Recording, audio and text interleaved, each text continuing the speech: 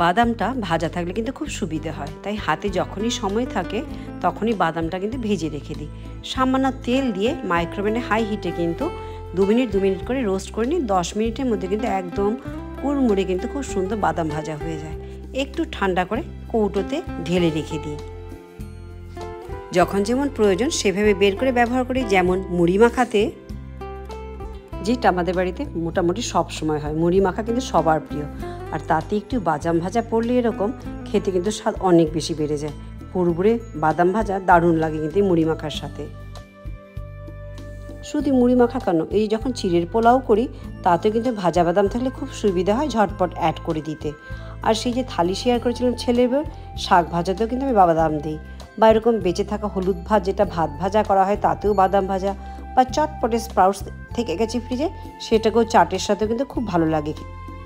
তা কেমন লাগলো আইডিয়া?